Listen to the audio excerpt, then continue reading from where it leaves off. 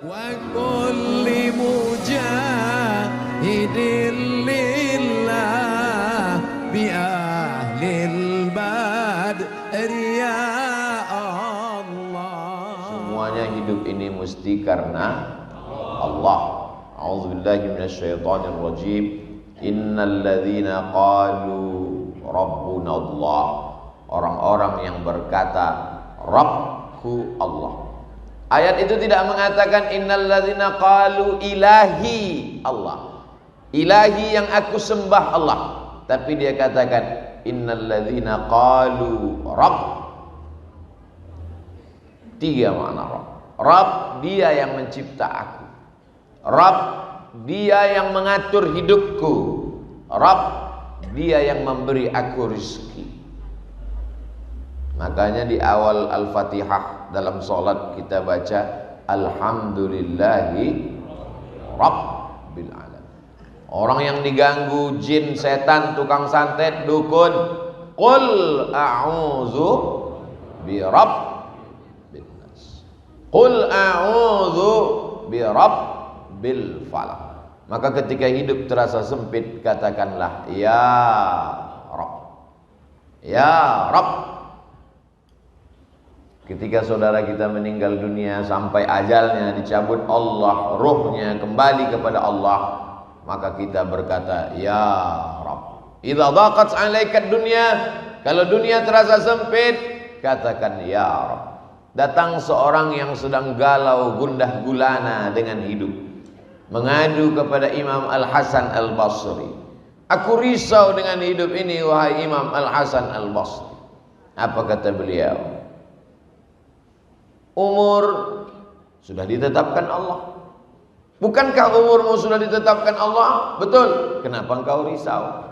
Rezeki sudah ditetapkan Allah. Bukankah rezekimu sudah ditetapkan Allah? Betul. Kenapa engkau risau?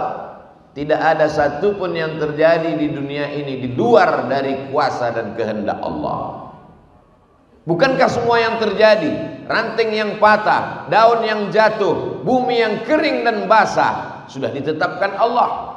Lalu kenapa engkau risau? Jadi kalau terasa risau, balikkan dengan ucapan Rabbunallah. Kalau perut lapar, Rabbunallah. Tapi kita bukan kelompok Jabriyah. Jabriyah berserah kepada takdir, tak ada usaha. Ini ahlul bid'ah wad dhalalah. Sedangkan kita adalah ahlus sunnah wal jamaah. Ada usaha dan ikhtiar. Rabbunallah, tapi ada usaha. Ini jangan nanti kajian ini dipahami secara tekstual, keluar dari sini dari masjid Rabbunallah kata Ustaz Somad, tapi helm hilang. Ya dikunci, digembok, diikat. Kami dulu di pondok sendal aja digembok. Keluar dari masjid kuncinya hilang, sendalnya ada.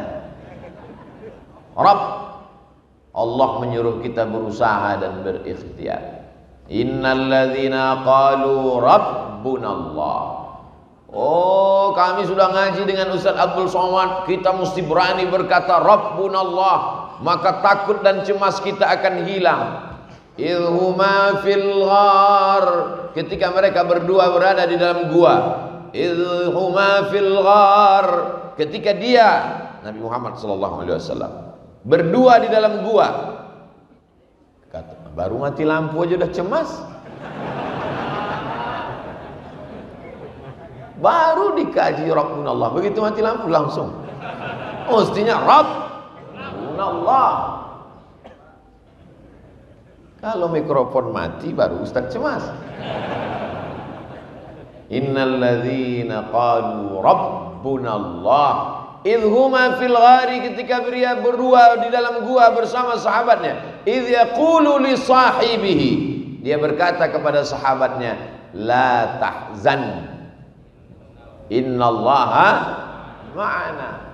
Itu ucapan Nabi SAW kepada Abu Bakar Siddiq di dalam Jabal Sur, Jabal Nur, tempat menerima wahyu Iqra. Jabal Tsur tempat berlindung ketika hijrah. Jabal Nur tempat menerima wahyu Iqra. Jabal Tsur tempat bernaung ketika hijrah. Soalnya jamaah umroh ini banyak pulang cerita ke tetangga, kemarin di Jabal Tsur, padahal dia naik ke Jabal Nur. Yang cerita lupa, yang dengar nggak tahu. Ketika dia berdua di Jabal Tsur, datang orang kafir musyrik Abu Jahal, Abu Lahab, ingin menyerang, membunuh, seluruh Makkah menjadi musuh. Maka ketika itu datang cemasnya, datang ngerinya, datang galaunya, datang gundahnya. Apa kata Nabi menenangkan dia? La tahzan, innallaha ma'ana. Jadi itu mesti dikuatkan. Akhirnya terinspirasilah seorang yang dijebloskan ke dalam penjara. Di dalam penjara itu dia sedang galau. Titelnya doktor, ceramahnya viral internasional, orangnya terkenal, tapi ternyata masuk juga ke dalam kerangkeng besi.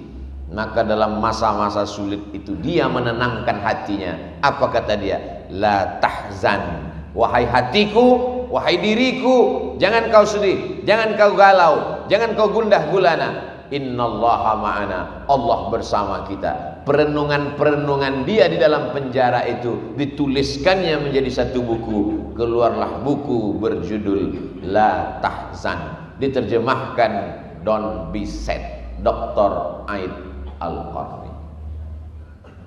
Yang bisa menenangkan kita hanya kebersamaan dengan Allah. Sekarang banyak anak muda galau, la tahzan, narkoba ma'ana. Anak muda cintanya ditolak, sedih, pulang, la tahzan, dukun ma'ana. Semua ini hanya ilusi, mimpi. Apakah kita semua sudah terbangun dari tidur lelap kita? Jamaah tidak menjawab karena dia tahu ini jebakan. Kita sudah berkata tadi, alhamdulillahillazi ahyana ba'dama amatana wa ilaihin nusyur. Dengan pedenya kita berkata bahwa saya sudah bangun tidur. Kata Sayyidina Ali karramallahu wajhah, belum. An-nasu niyam, manusia itu semuanya tidur. Kita ini sekarang sedang tidur lelap. An-nasu niyam, manusia itu tidur. Falamma matu, ketika mereka mati, intabahu, disitulah dia baru terbangun dari tidurnya. Jadi kalau ada jamaah tidur dengar pengajian, memang dia sedang tertidur. Kita baru terjaga dari tidur panjang ini nanti ketika kita terbangun saat malaikat maut mencabut nyawa kita, barulah kita tersadar bahwa semua ini hanya mimpi. Abdul Somad sekarang sedang mimpi jadi ustadz terkenal. Nanti ketika mati baru tersadar, sesungguhnya yang kau bawa mati hanyalah 2 rakaatmu di tengah malam yang sunyi. Yang menemanimu di liang kubur, di liang lahat, hanyalah amal-amalmu. Adapun viewer, follower dan subscriber hanya mimpi belaka. Anak-anak muda sekarang sedang mimpi jadi anak muda. Orang mimpi biasanya ngawur, maka keluarlah kata-kata ngawur dari mulutnya. Kan ku nanti kau 1000 tahun lamanya. Jangan percaya perempuan, mereka sedang orang mimpi ngomongnya ngelantur. Kalau ada mimpi yang serius, ini orang luar biasa, sampai mimpinya pun serius. Nanti ketika kita mati menghadap Allah, barulah kenyataan fakta yang selama ini dikatakan orang ilusi, ternyata dia nyata. Hari ini orang menantang, mana malaikat itu? Mana malaikat? Kita tidak bisa buktikan secara nyata kepada dia sekuat argumentasi kita ketika dia meminta mana air minum itu. Ini dia. Tapi kalau dia minta mana malaikat? Kita tidak perlu marah, kita tidak perlu melawan. Diam saja, sabar. Nanti malaikat maut akan datang pada masanya. Dia datang tanpa diundang dan tidak berdialog seperti dialog dengan Nabi Ibrahim alaihissalam.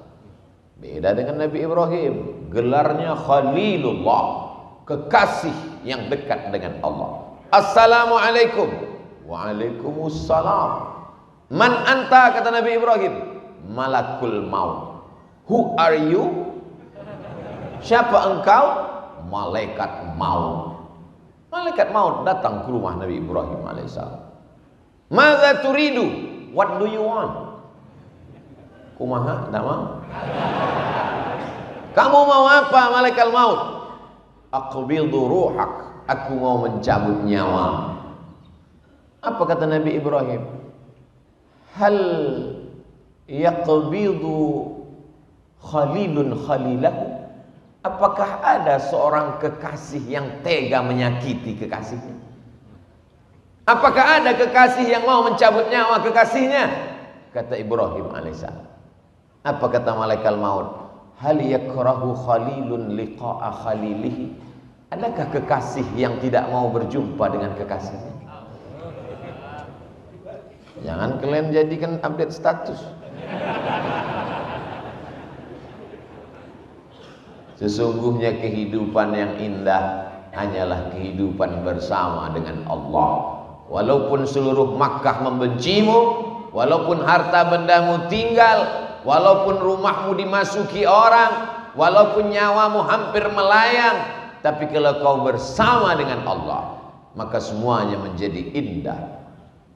Al-hayatu fi zilalil Quran ni'mah. Hidup di bawah naungan kalam Allah itu nikmat. La ya'rifuha illa man dzaqaha. Tapi yang tahu hanya yang pernah merasakannya. Yang tahu itu hanya orang yang pernah merasakannya. Bercerita tentang rasa, maka kata terlalu miskin untuk mengungkapkan tentang rasa. Rasaku bukan rasamu, Beb.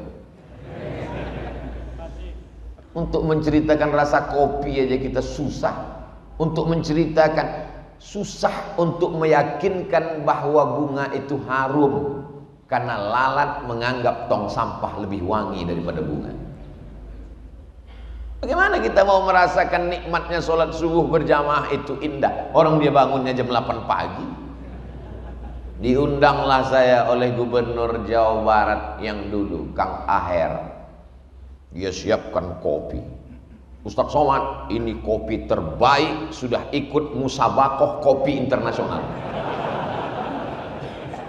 Bibitnya dipilih, tanahnya dipilih, buahnya dipilih, lalu kemudian masuk dalam pabrik pilihan. Dan ini tetesan demi tetesannya diperiksa, disuguhkan untuk Ustadz Abdul Somad. Coba Ustadz cicipi dulu. Masalah yang lain Ustadz guru, tapi dalam masalah ini saya ajarkan Ustadz bagaimana cara mencicipinya. Letakkan bibir gelas ke bibir Ustadz. Jangan langsung diseruput, tapi pelan-pelan. Jangan langsung ditelan Ustadz, tahan dulu, dikulum sebentar. Oh ya Ustadz, silakan telan. Saya pun telan. Gimana rasanya Ustadz? Pahit Kang. Untuk merasakan nikmatnya kopi yang katanya juara musabakoh itu pun Somad belum bisa merasakannya.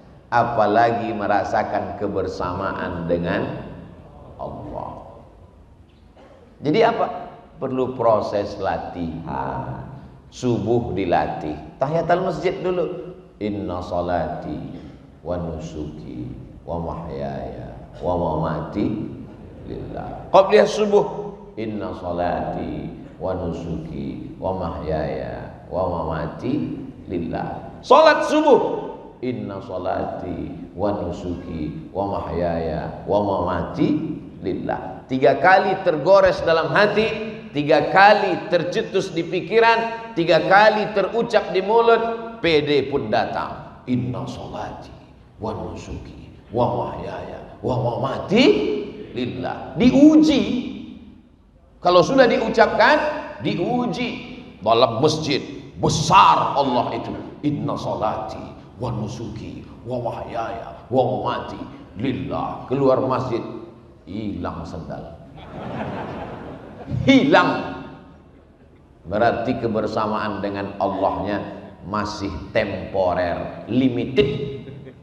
Masih dalam masjid, masih kondisional, masih terbatas ruang dan waktu. Allah ingin engkau merasakan itu tanpa batas. Tapi kan yang enak cuman ngomongnya. Waktu ceramah, waktu ketika ujian itu datang ke dalam kehidupanmu, kadang Allah itu hilang-hilang timbul. Kadang Allah itu kadang lenyap, kadang datang. Yang Ustaz ceritakan ini siapa? Ya pengalaman pribadi. Maka perlu ada orang lain yang membisikkan ke telinga kita, ada Allah. Siapa dia? Muhammad sallallahu alaihi wasallam. Itulah mengapa kita selalu bersolawat. Allahumma salli ala sayyidina Muhammad wa ala ali sayyidina Muhammad. Gandingkan nama dia dengan nama Allah. Asyhadu an la ilaha illallah wa asyhadu anna Muhammadan Rasulullah. Supaya apa? Selalu mendapatkan bimbingan Rasulullah, selalu mendapatkan syafaat pertolongan di saat tak ada yang bisa menguatkan hati kita. Dokter, psikolog, psikiater menyarankan kita dengan segala usahanya.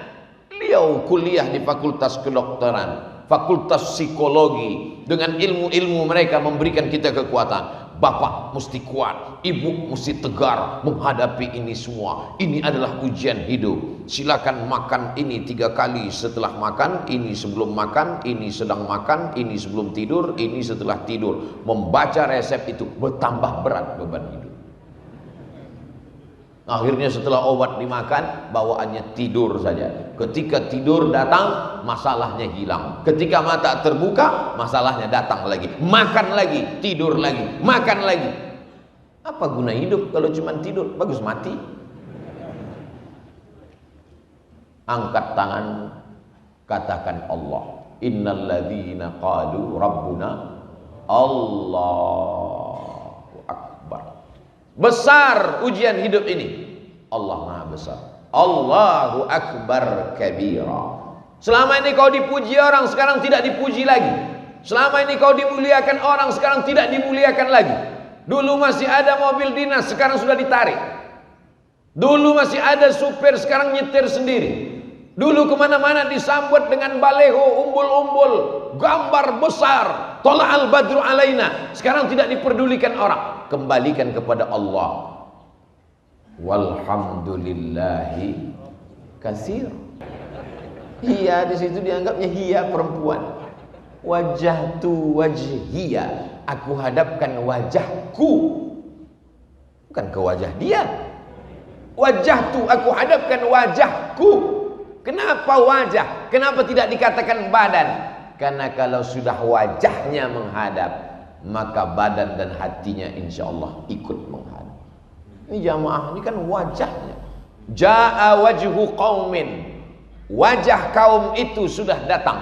Artinya kepala sukunya. Kalau sudah kepala sukunya datang, maka insya Allah rakyatnya ikut semua.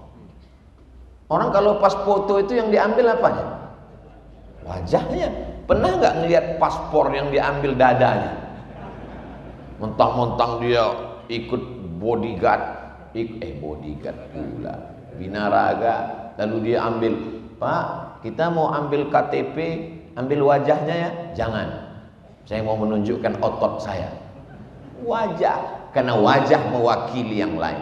Hadapkan wajahmu kepada Allah, yang lain ikut. Wajahtu wajhiyah, kuhadapkan wajahku bukan kepada orang kaya, kuhadapkan wajahku bukan kepada pejabat, tapi kepada siapa? Lilladzi fataras samawati wal ard. Orang yang tahu ilmu astronomi, maka sadarlah dia bahwa dia tidak ada apa-apanya. Merkurius, Neptunus, Mars, Pluto, bumi, matahari, bintang-gemintang, dia hanya butiran debu yang tak ada maknanya di hadapan Allah. Kalau matahari itu sebesar bola basket, ini matahari sebesar bola basket, maka bumi yang kita diami ini sebesar kacang hijau. Kacang hijau, bumi. Basket, matahari. Lalu kau sebesar apa? Sebesar upil Pak Ustaz. Besar sekali upilnya. Tidak ada apa-apanya. Apa yang kau sombongkan? Maka apa yang kau alami itu kecil di hadapan Allah. Allah cukup berkata 2 huruf paling sedikit. Innama amruhu iza arada syai'an ayyakula lahu kun. Kaf, nun, kun. 2 huruf. Selesai. Siapa nama orang yang cukup 2 huruf? Nama saya sependek-pendek manggil saya 3 huruf. Uas. Bagi yang hormat. Yang enggak hormat, mat. Mesti 3 huruf juga. Tapi Allah untuk menyelesaikan masalahmu lebih kecil, lebih sedikit daripada huruf namamu. Kun, selesai.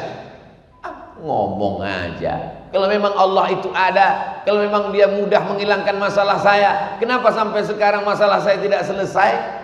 Karena Allah ingin engkau ridha. Untuk apa Allah menciptakan kita di dunia ini? Oh, kita diciptakan Allah supaya bertasbih. Wa nahnu nusabbihu bihamdika wa nuqaddisu lak. Untuk apa kau ciptakan manusia ya Allah? Kami bertasbih memuji dan mengagungkanmu. Malaikat diciptakan Allah, sejak diciptakan sampai hari ini bersujud bertasbih tidak pernah bangkit. Ada malaikat diciptakan Allah, sejak diciptakan sampai hari ini ruku bertasbih tidak pernah bangkit. Kapan Nabi melihat itu? Dalam peristiwa Isra dan kita cuma dengar. Nabi lihat. Mana yang lebih kuat? Dengar apa lihat? Lihat. Kamu kenal dengan Ustaz Somad? Kenal. Di mana kamu dengar? Saya dengar di radio. Gimana bayangan kamu? Dari suaranya kelihatannya orangnya besar. Kenal dengan Ustaz Somad? Kenal. Sudah pernah lihat? Pernah. Apa bedanya dengan suara dan di TV? Kelihatannya lebih muda. Itu fakta, bukan fiktif. Ternyata melihat lebih meyakinkan daripada mendengar. Apa beda kita dengan Nabi Muhammad SAW? Kita cuma dengar.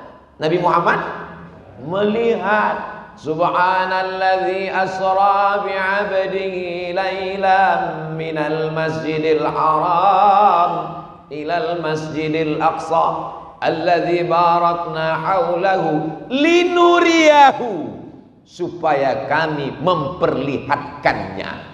Sekarang ada orang yang nantang, kalau Nabi Muhammad bisa melihatnya, kenapa saya tidak bisa melihatnya? Karena kalau kau melihatnya, kau langsung mati, guys. Beda sama Nabi Muhammad SAW. Dia diberikan kekuatan yang tidak diberikan kepada yang lain.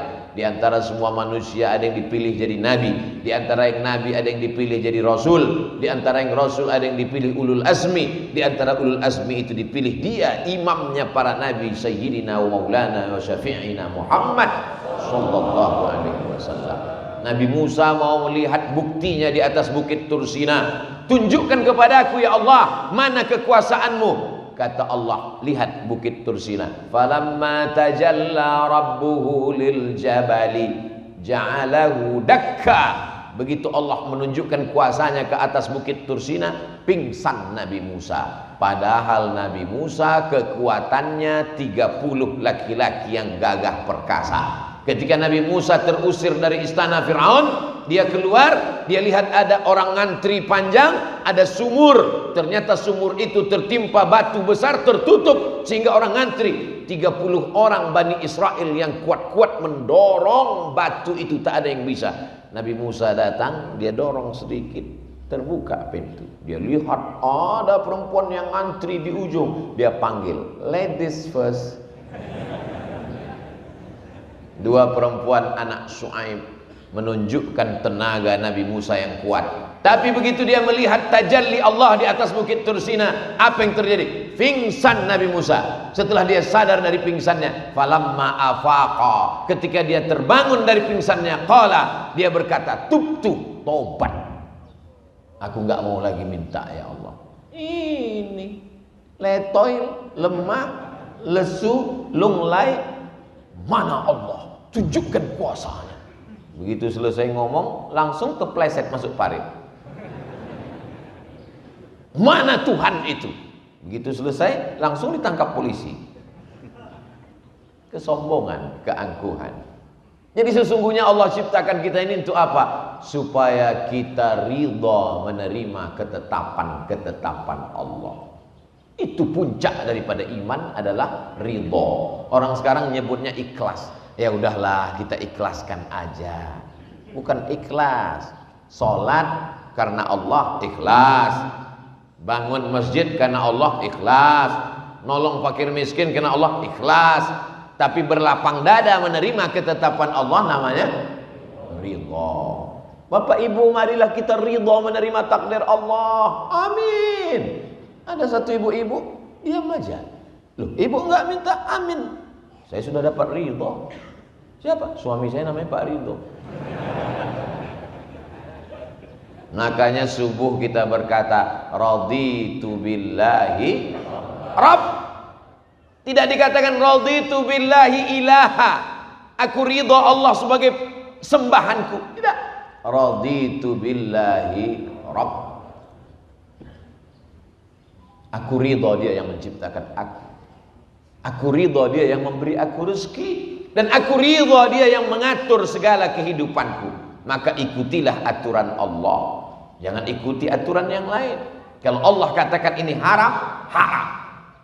Kenapa kamu masih lakukan yang haram ini? Ya masih ada khilafiyah di antara. Ini namanya mazhab ngelesiyah.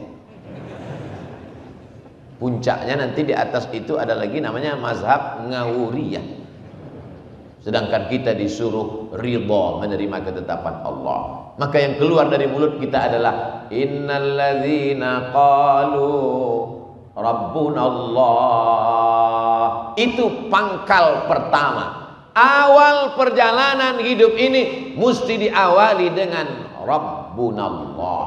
Makanya anak yang baru lahir dibisikkan ke telinganya Allah. Asyhadu an la ilaha illallah.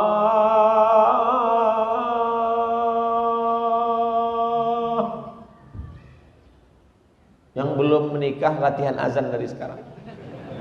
Supaya jangan sampai salah. Ini anak lahir jam 5 diazankan azan subuh. Sampai mertuanya heran, loh ini kok pakai as-sholatu khairum minan naum. Subuh lahirnya Pak. Awal hidupmu Allah, akhir hidupmu pun juga jangan khawatir karena ada orang lain yang membisikkan. Laqtinu mautakum, talqinkan orang yang mati sakratul maut ke telinganya sebelah kanan di ruang ICU. La ilaha illallah. First start. Awal hidup jangan khawatir, ada orang yang membisikkan. Akhir hidup jangan khawatir, ada yang membisikkan. Yang dicemaskan ini ketika berada di tengah lautan, kakinya tidak menginjak bumi, tangannya tidak berpegang ke langit, terombang-ambing, dipukul ombak, dihempas gelombang, karangnya tajam, anginnya puting beliung. Maka mesti kuat berkata innalladzina qalu rabbunallah. وكل مجاهد لله بأهل البدر